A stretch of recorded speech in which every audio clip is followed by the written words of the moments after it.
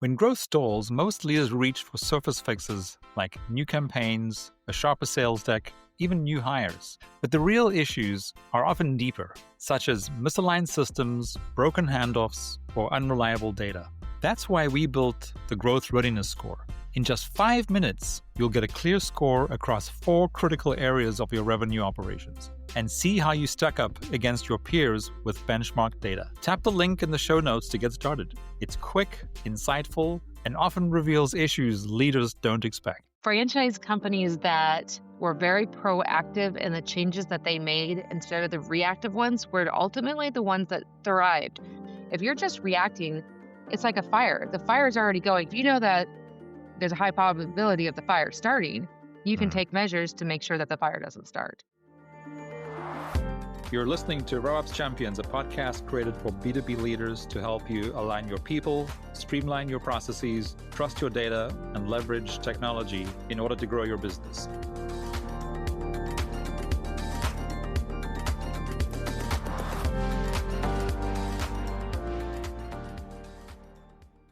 Hi, and welcome back. Today, I'm joined by Sally Facinelli, a growth strategist, franchise operator, and advisor known for helping emerging brands scale through stronger systems, leadership, and operational alignment.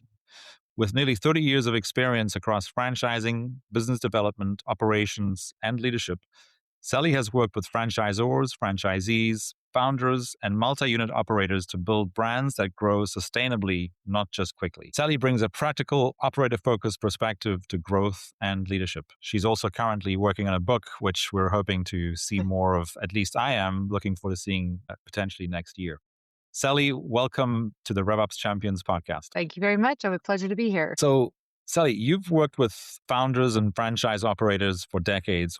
What separates, in your mind, brands that scale sustainably from those that grow too fast and break? That's a great question to start with. I think one of the biggest things that you can do is pause. You have to sit there and you have to understand where it is that you're going. Okay. So I know that I'm a brand that I want to sell. It could be dog grooming. It could be, waxing, whatever it is, doesn't matter. But you know where you want to go in the next 2 years, 5 years, whatever your growth plans are. And then you sit there and you pause and you go, okay, how could I get there intentionally? What steps can I take to do that? And you look at not only the steps that you can take, but the people. You got to get your people, the right people in there. How can you do that? That sort of thing. So I would start with doing that. I love that. In fact, I just heard another perfect example of that last week. A really successful brand out of California that's at 200 units. And we were checking in to see what they were up to as far as changing their systems in order to drive their scale. And it's this is some of the best, to your point, it's the best news to hear back from them saying, actually, they've paused because they want to just make sure that they know what they're doing before they get ready to scale 300, 400, and 500 units, which I totally agree. That's really good advice. Well, most people don't want to do the pause. They think that they're going to lose the momentum if they pause. But that's the thing. They're not going to lose momentum. They're going to be able to clearly see things. You don't have to pause forever. Just take a very intentional pause. Right. Well, and I think to your point, the great thing about franchising, no matter where you are, and whether you're at 100 units or 200 units or 300 units, those units are still going to be operating while you're pausing. And part of what you're doing while you're pausing is making sure you can continue to support your existing franchisees, correct? Exactly. And if your plans are to, maybe change the business in some way to grow to that next level, because there are businesses, and I've seen a couple of them actually, one of my friends just did this radically with her business in the franchise world, and she took a very big detour because it wasn't very different from the business that she was already doing. It was in the same vein, but it was the next stage. And she was looking at it going, hey, I see where the future of this is, health and wellness and beauty. I see where the future is going and I want to get there, but this is going to be a big change from where I'm at now with my current franchisees. Now, how do I get there? And is that going to work? Can I still support the franchisees? Do I need to get them up to scale? How do I work through this before I just go full steam ahead? Yeah. Which seems to be that sort of most consistent mindset shift that leaders have to make as they're breaking through these different ceilings of complexity, right? Which is very simple mindset of what got us here isn't going to get us to where we're going. And I 100%. think you touched on one, I think the most important point, which is the first thing that has to change when a brand hits one of those ceilings is potentially the leadership or the structure. You might not have to change the people on the leadership. You might have to add a person and maybe change the roles, but that's typically where the change has to happen. Otherwise, how do you continue to elevate the organization if you're trying to do it with the same people that got you to where you are, knowing that you're probably going to need different or at least more people to get you to where you're going? Agreed, and I think a lot of people are afraid to do that within their company for a variety of reasons. Are either afraid that they may not know the right people, making changes in general is scary. Hmm. They might have a lot of connection with the people that they already have and, not taking them the whole way with them. And Right. you could do this right, but if you think that you can grow in the various stages of your business with the same people, you just won't grow because the people that are the founders that start 0 to whatever, 10 units, whatever, 25 Hmm. units, a little Yep. different, Yep. very different person. The people that take you to 200 units and the unit numbers, these are not hard and fast numbers. It depends on the business, but that Hmm. take you there is going to be a different person that takes you to 1,000 or whatever, Exactly. Exactly. very different. Yeah. Yeah. I think these are all good reminders, and I'm sure that there are people listening who resonate with. We've all been through that stage where we've held on a little longer than we needed to, before making a Natural. change. Yes, exactly. So, Sally, you've been heard to say something around the lines of growth doesn't create alignment problems, it exposes them. So, where do you most often see alignment breakdown as organizations scale? Well, so the scaling is what is exposing what's not there. So it could be a system. Like you don't have the right systems in place, or you had the right systems for when you were a different size, and now Mhm. they need to be tweaked for when you grow or for the next phase. You don't have the Correct. right processes. The same thing. Same thing goes for systems and processes. It could be Mhm. technology systems, whatever the system is, Mhm. those have to shift, and what people do is they get very comfortable with what they have in place, and they expect that to just stay and go with the next level. It doesn't work that way. Yeah. Unfortunately, you've gotta be constantly doing that, and I think it can expose those 2 areas. It also exposes people. So, again, with the maybe you had the right people, maybe it's, not for the next stage, or maybe you have the right people, but not the right role, Mhm. or it could be simply miscommunication and misalignment. So, if people don't have the same shared vision, if the leadership is not clearly defining their leadership, where they're going, and sharing that, because I have a lot of leaders that I talk to, they don't tell their team the vision, and I'm like, "Why would you not wanna tell your team the vision? Don't you all want to get there? You want them to be able to, like, actually help you get there quickly, in a Mhm. scalable way that is sustainable as well, but they Mhm. often keep it to themselves and they don't communicate. So I think that's another huge area that people really break down is lack of communication, or they will communicate, but they won't communicate in a way that people understand and double check that they really understand what they're doing or what they're saying. Yeah, I mean that is so true. So, Sally, so now once we sort of get through sort of the leadership challenges and making the changes as a business grows sort of from one level to the next thing that's really important is consistency, right? So you just touched on communication, which again, if there's one thing that has to be consistent in an organization, it's communication. But if we just talk about consistency for a second, consistency is critical. So how do you balance standardizing the things that matter most while still giving operators and teams the flexibility to adapt and innovate? I think you first have to standardize the most critical things to your business, like your brand experience. Again, depending what kind of brand or company that you have, brand experience has got to be always standardized. Who are Hmm. you as a company? What are things that you want your customers to experience? Those are very critical things to me. It's like Apple. You know what Hmm. you're gonna get with Apple. It is their brand experiences purely everybody knows what it's going to be, and that's Right. hugely important. I think that the customer experience is just part of that, and then metrics, of course, I think those are always important as far as standardizing what everybody is trying to live up to, what KPIs, those sorts of things, because if you Hmm. don't know, then you can't live up to them if those aren't clearly stated. And then if you have leaders that you trust, first of all, if you don't have them, you need to get them. So Hmm. if you have the leaders that you trust and then you communicate with them, we all have the same shared vision. We know what we're trying to hit, what are our goals, those sorts of things. Now you Uh-huh. can get any experience, and not only the customers, but let's talk employees too. We don't want to forget about those. But what Uh, do we want our employees to experience, as part of our company?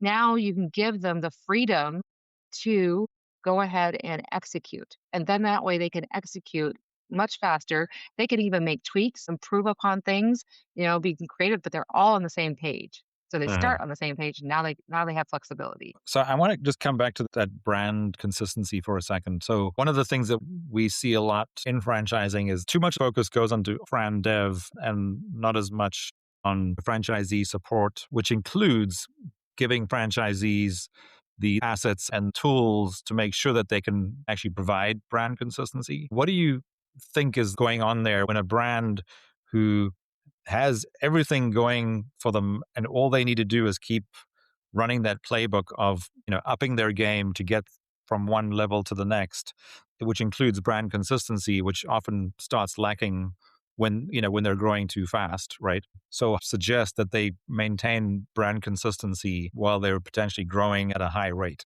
That's going to be a multi tier approach. So one is they do have to focus on franchisees, guidance and support. You can do that through FBCs, franchise business coaches. People call them little different names, but that's Hmm. basically one of the main names. Yeah, Franchise business coaches that can really help them stay brand consistent. Actually, being on as much boots on the ground with your franchisees as possible.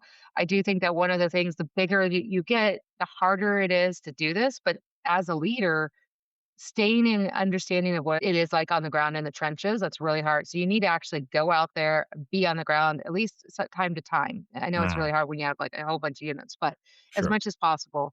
Otherwise, you have these people that they can then go out there and they drink the Kool-Aid of your brand. They're very much, I want these franchisees to be successful. I'm going to go help them. I'm going to make sure they stay on brand standards.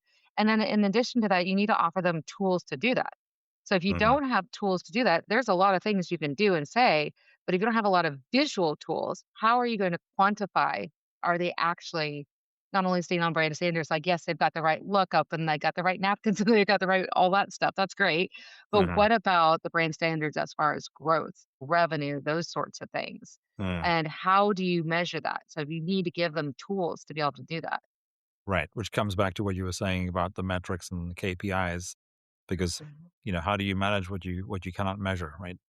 Right. Or And, can't see. And I think that's part of the other problem is leadership will have, and I know I've done this, but we'll have tools that we can see and we can mhm, see pretty quick, like red flags. You can start seeing something will shift and you can, if you know, and you've been in the business long enough, you can start to see where that's going to go. It's not nipped in the bud.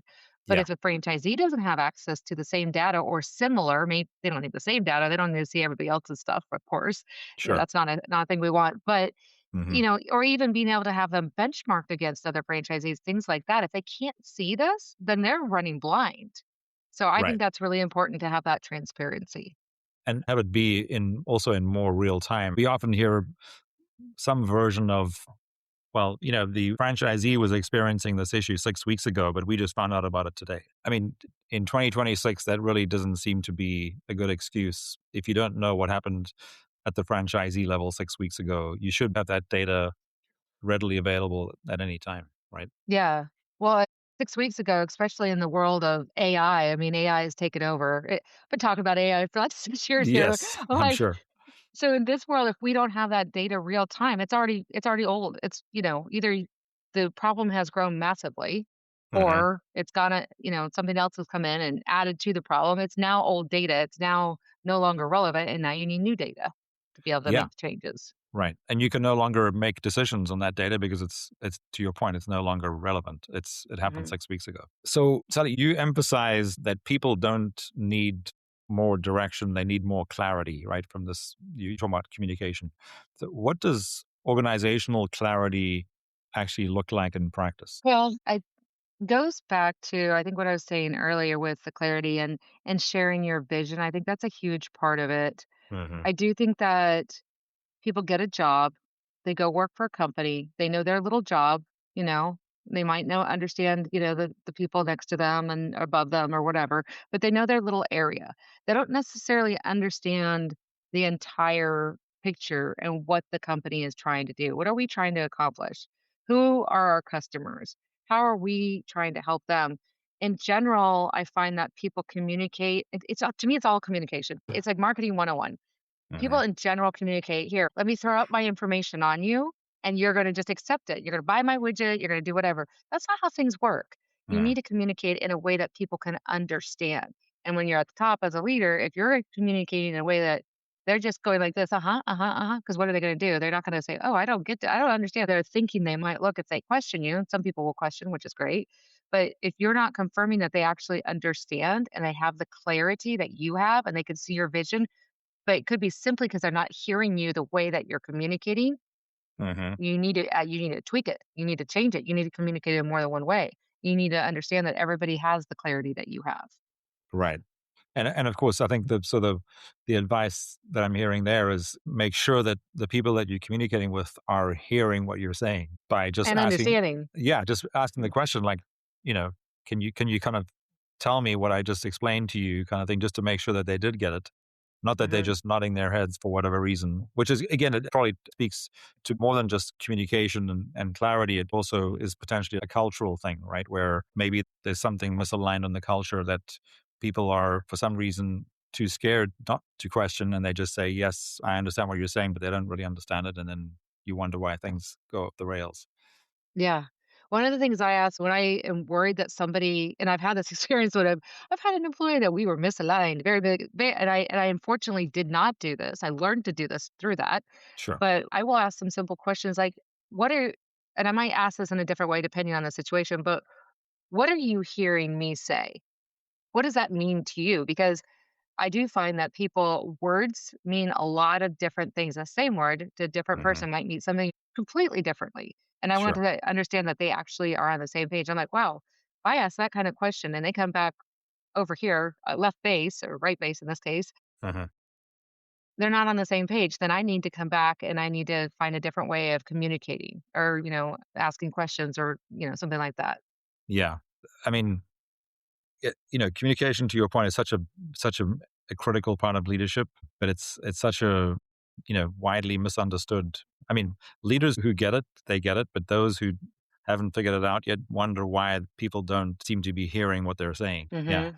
but obviously very critical if you want to scale. Sally, so you've seen firsthand how shared visibility can improve performance. So, what separates organizations that simply collect data from those that actually use it to drive better decisions?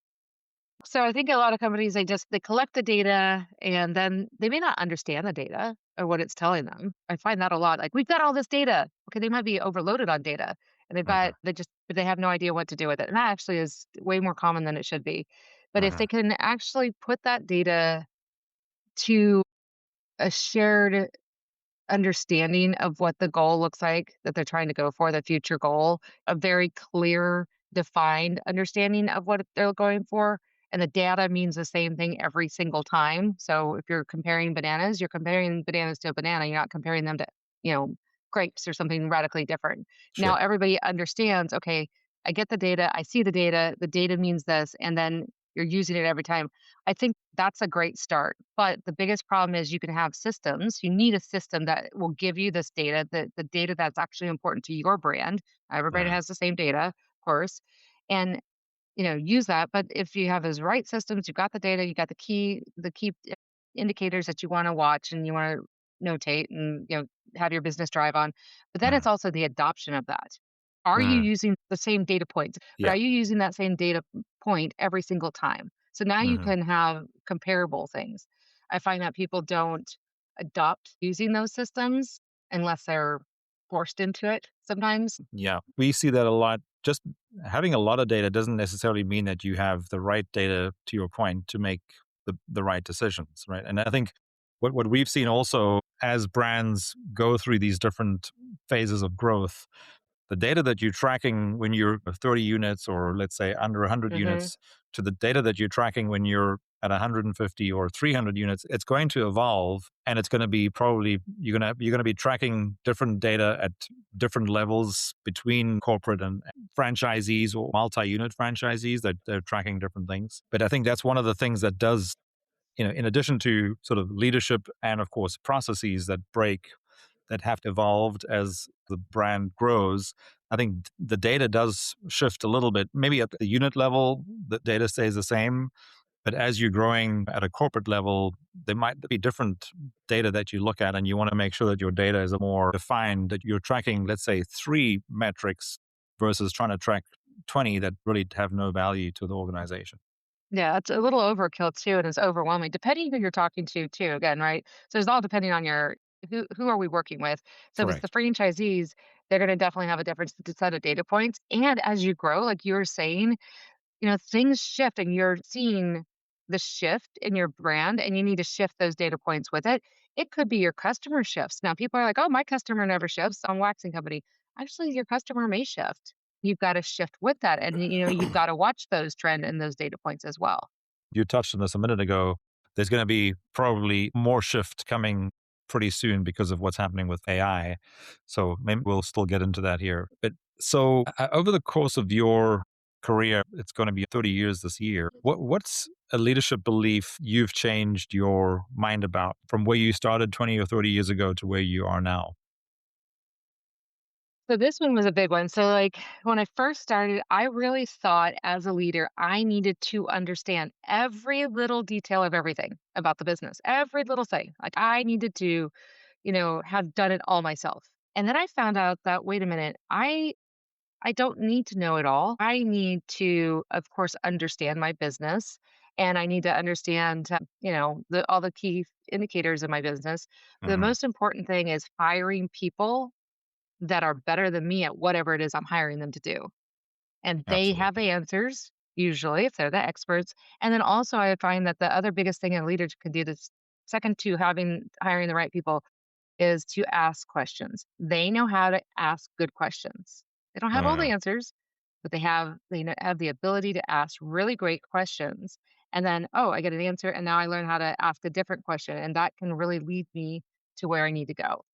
That's really good. I like that. Sally, so let's shift a little bit now to AI. So you've done a lot of different things within the franchise space over the last 30 years. You're sort of in the middle of taking a bit of a break until you figure out what's kind of next for you while you're also writing the book. But you're doing it at a really interesting time because of the impact that AI is going to have on all of us, including those of us in the franchise space. What are you most excited about as you think about sort of whatever is coming next, but how you think AI might impact the franchise space? Hmm. What am I most excited about? I know so many people are scared about AI. They think it's going to take away their jobs, and it will take away some jobs, but it's also going to create other jobs. I'm most excited about okay, watching the franchise industry has always been really far behind the times as far as adoption to technology. Hmm. And this is the only thing I've seen. I mean, we're usually like 10 or so years behind. I have seen so many people just eat this up. And it's probably because we're all very entrepreneurial mindset. Everybody's just adopting this, eating it up really quickly. I think AI in general has so many use cases that we can use it in our entrepreneurial world, not only to understand our businesses better, to like, for me, I'm ADD, super ADD. I know a lot of other leaders are very ADD as well, but yeah, right. It will help us. I don't know if you've used it this way. I'll put some things in and I'm like, I just need you to help me organize my thoughts. Like, I know what I want to say, and all my thoughts are like 100 of them all at once. And it kind Sure. of does this, puts them in a line for me, right? So just Hmm. helping align this a little bit better, or maybe like, hey, where are our gaps? So I think that to me is exciting. There's so Hmm. many exciting things about AI, though. I was talking about it 6 years ago on a podcast, and I was telling everybody then, I was like, "It's already here. You're already interacting with it, and you just don't know it. You think Yeah. it's a person you're interacting with, and that's like old news." And people are like, Yeah. just now seeing how amazing it is. So, Yeah. No, absolutely. And I think, one of the other, biggest shifts that I've seen in the last few months, and if so, let's just say even since like IFA, which was what now is it now 3, 4 months ago, the biggest shift, which I think is also a positive one. So early this year, up until around IFA, you just touched on it. Like there was this big fear, and it mm, still exists. I'm happy to see that it's changing, where people were saying, "Well, AI is gonna take my job."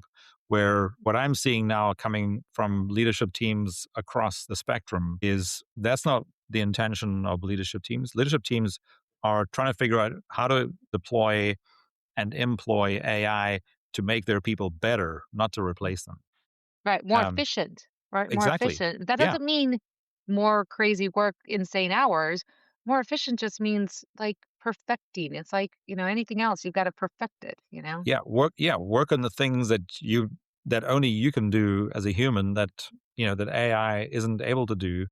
And why wouldn't you want to work on things that are more strategic and more valuable to your own career as well as the company, and let AI take care of the more sort of mundane tasks and things, which again have to be done by somebody, or in this case something. So why wouldn't you delegate that to AI, and so that you can focus your time on if you're more on the extroverted side, spend more time with people, adding Hmm. value to people, and let the AI do sort of the more mundane tasks. 100%. Yeah. So Sally, and then looking ahead, how do you think leadership and franchise growth models will evolve as businesses become more technology driven and complex? Well, I've already seen this happening. They're already it's going to help them become more efficient, but drive more revenue growth. So maybe if you're a franchise location and you have a revenue cap of maybe what was a $500,000 before annually, maybe they're going to now be able to find the holes of where what could be Hmm. stopping that growth, or maybe something new. What could help them get more growth? It could be a new product, could be a new anything, Yeah. but it will help them with the revenue growth of an individual location. If you're looking at it from that perspective, I think that's one of the things that we'll see a huge shift in. You're going to see all of the efficiencies come Hmm. through. A lot of it was all based on human understanding, which is great, but one human understanding or a team of humans is different than AI access to all of the data that it has access to, which is quite a lot of data. Right Hmm. now, you're looking at those efficiencies under a very large microscope, and you're Hmm. able to see this over here worked for these companies that I've never even heard of. And it was a massive, massive growth change for them. Let's Sure. implement those things that apply to our business. I think that's going to be huge. Just accessing like the data, knowledge, that's huge. That'll be a Hmm. shift. Yeah. Yeah. I totally agree. Which I guess you said something earlier around the tools that give you access to real time data. What do you think has why do you think certain leadership teams within franchise brands, why do they delay or postpone investing in the tools that give them real time data? What do you think it is? Depend on the person, but I think it comes down to either fear. I think fear is the most important thing right there. It's either lack of understanding, which is fear. So if they don't Uh-huh. understand something, they're afraid that they're either going to not understand it, not be able to catch up with it, not be able to use it, appear to be looking stupid, whatever. Fear of Yeah. something, right? So Hmm. I think that's a huge area. And then also lack of knowledge. If you don't know what you don't know, or don't know how to use something or the ability out there, then most people don't adopt. They don't even try because they don't know. How would they be able to if they don't have any idea? So I think Yeah. that stops a lot of people. Maybe sort of cost or something like that is, of course, always a factor for a lot of businesses. Yeah, one that we hear more often. It's not a priority from a sort of investment perspective. There are other things that they feel like they need to do beforehand. But do you think that is in the age of AI and having your data in a cleaner state so that it is actually able to help you to make better decisions and make decisions in real time?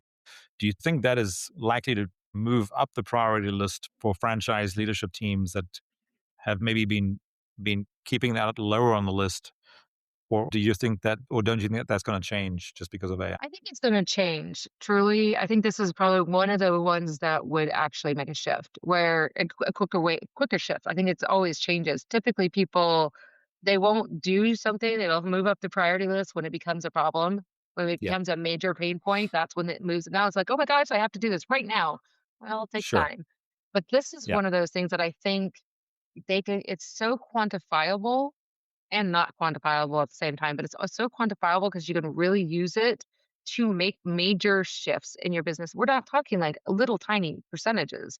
We're Yeah. talking major shifts that how can they ignore it? I do think there are legacy people or brands or whatever, and I use that term very lightly, that may shy away from it, Hmm. just because they are like, how do I turn this giant cruise ship? How do I make that nimble of a change so quickly?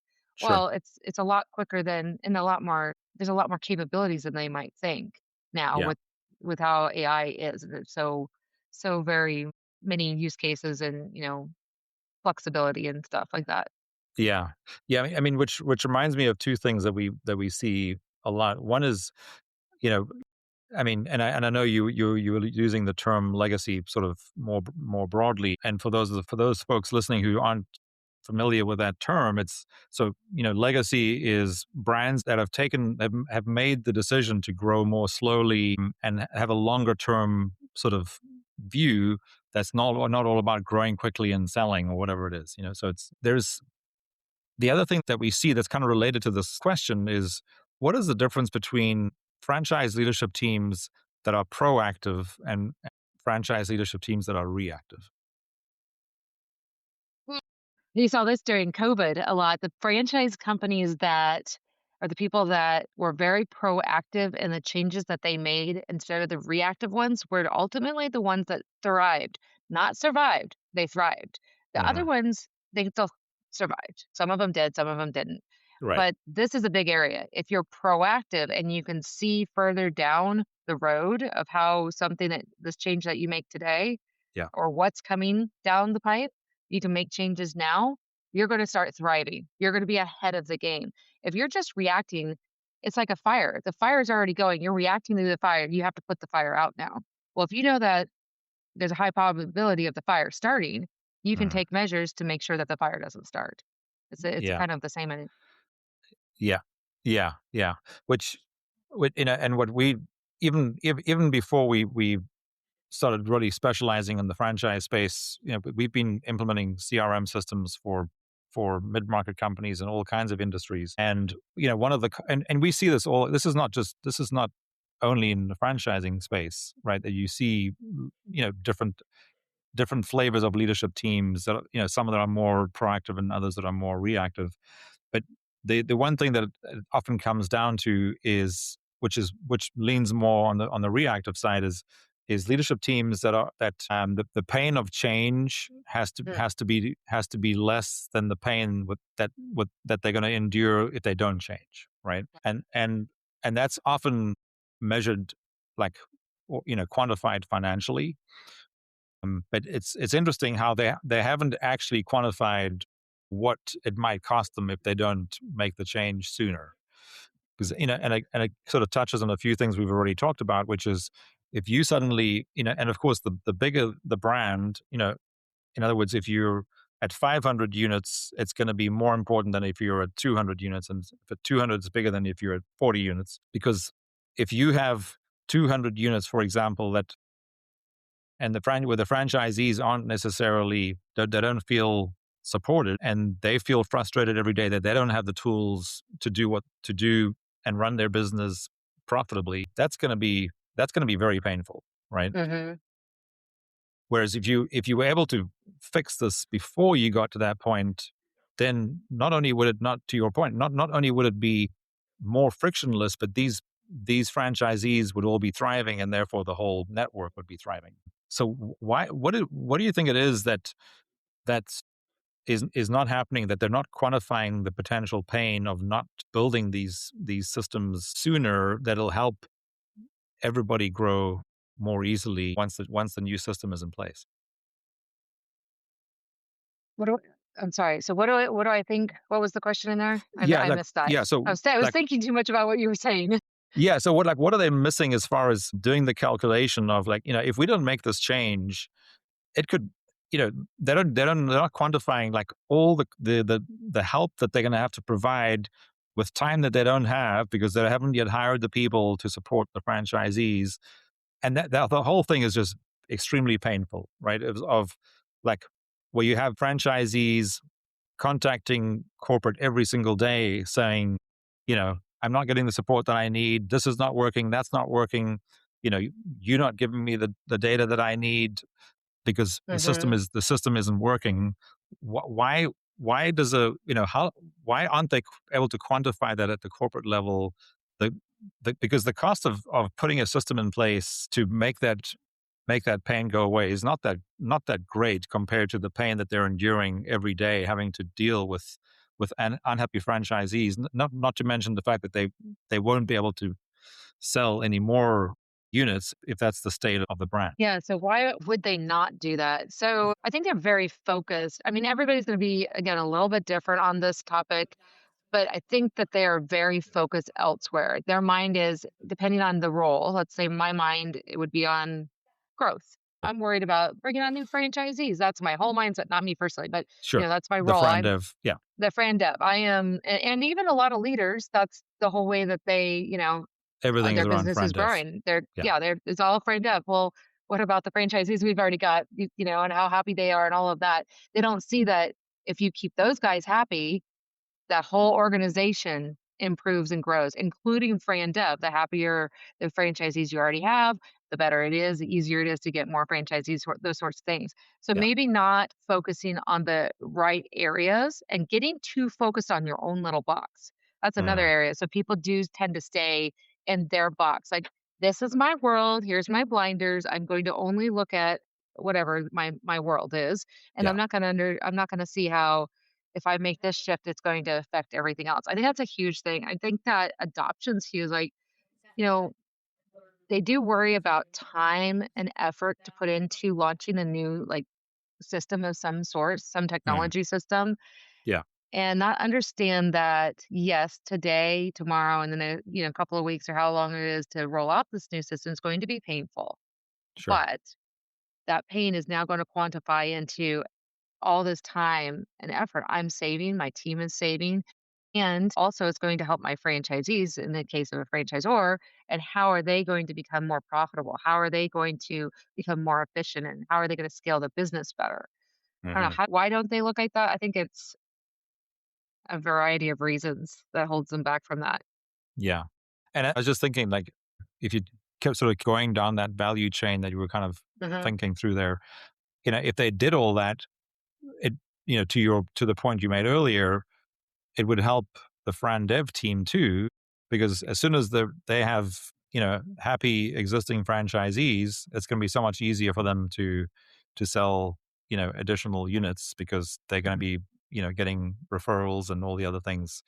And when a new franchisee is interviewing and existing franchisees, they're going to be getting good feedback versus, yeah, this might not be the one for you to invest in. So again, it's everything seems to come back down. If you're measuring how to make your existing franchisees successful, the rising tide sort of floats all boats. Sally, okay, so as we wrap up here, what is one more word of advice that you'd like to leave our listeners with? Again, from your 30 years of franchise perspective and where you see things going forward, what is the advice you would have? I think that if I could tell, and kind of as a twofold piece of advice, first, slow down to understand whatever it is that you're dealing with, whether it's implementing a new software system, whatever it is. This could be used in so many different ways. First, Hmm. slow down to understand. Then you listen to understand as well. So I want to listen. I want to gather data. I want to understand what's I'm fully seeing. Once I Hmm. do both of those things, I think gathering that information, then I can make a thoughtful decision about where I'm going next, whether it's changing the direction of my franchise company, implementing a new software system. How it allows those really thoughtful pause allows you to tap into your gut. And we all have gut feelings that if we were to pay attention to them would lead us down the right path. And so Hmm. I would say number one advice for today. Yes, I think that's really good advice. Because I think one of the other great things that happens when you pause is you reflect on what you've already achieved. And Mhm. whereas too many of us get caught up on where we're going and we forget about what we've already achieved. But when you look back during that pause and reflect on what you've achieved, that often gives you the answers and the confidence to where you're going. True. Yeah. That's a great point. Yeah. Yes, Sally, thank you so much.